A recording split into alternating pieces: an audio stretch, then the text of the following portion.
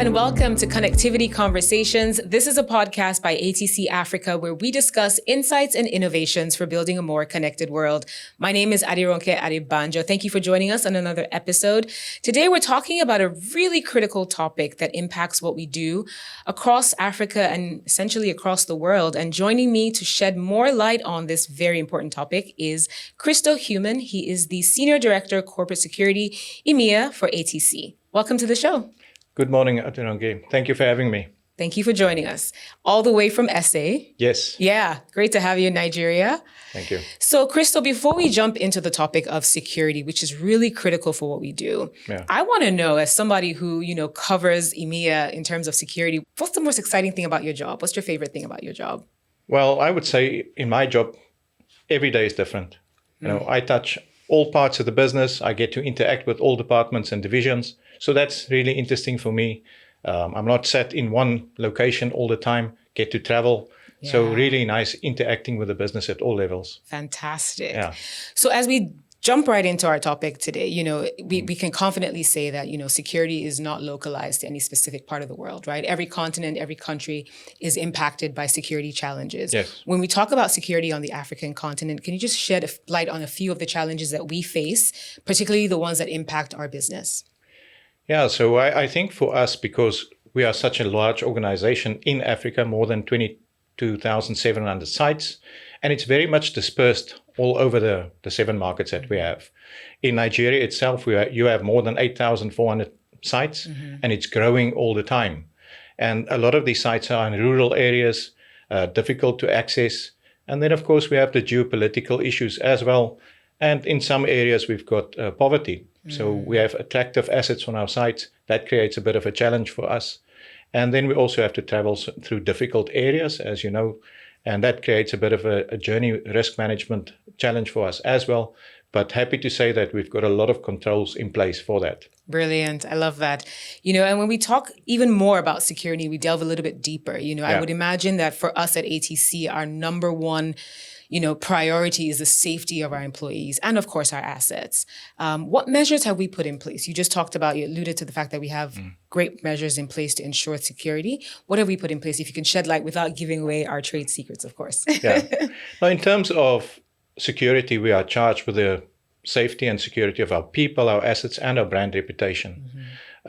Top management has made it very, very clear that people come first and people's safety is number one. Yeah. Right, so we have a number of measures in place. We've got standards and policies that we've created around minimum security standards for our people and our assets. That covers overland journeys. It covers travel when you travel to different countries. And then minimum security standards for our offices, our installations, and our tower sites. How are we leveraging technology? Because I would imagine that we're doing that quite extensively to keep our assets, but more importantly, our people safe. Very interesting question, and we can be here for a long time. I'm quite passionate about it. And I think it's something that's evolving so quickly now that it's difficult to keep up with the technology and the changes. Yeah. But we are leveraging technology in 2 areas, right? So for people security and safety, and then for our sites and installations. So for people, we've got an app that is a traveler assistance program, and that then gives our travelers itineraries. It gives them push notifications, or if something goes wrong in country, it basically also, like a natural disaster, gives them the opportunity on a hotline to reach out. Let's say they've lost a passport or something like this has happened. And then also there's a way to do a check-in. Okay. So from a corporate security point of view, we can ask people, are you safe? We send out a mass notification, and people will then check in and say, I'm safe, or I need help. Right. So that's what we're doing for the travelers. And then for people doing overland travel to some of our high and extreme threat locations, we have an app that's running in the background that is a location tracker. So we can see from a control room in a lifetime where people are all the time. So that helps us to do the tracking and understand where our people are. Yeah. And then for the sites, we have a range of countermeasures that we employ. But if you can imagine a tower site and the perimeter, which can either be a palisade fence or a wall, it always has an access gate. And on that gate, we have what we call a smart lock. Okay. The smart lock is connected to the knock. Somebody that wants to gain access to the site will ask for permission or do a request to enter the site. The knock will then give them a code which they can use to open that smart lock. Right. And that gives them access. For us, it gives us visibility. We know who is on site and what they are doing, either for maintenance, installations, or the likes. Then when we go inside the perimeter, we've got what we call intrusion detection, so IDS systems. So if somebody goes into the site unauthorized, we will have an alert.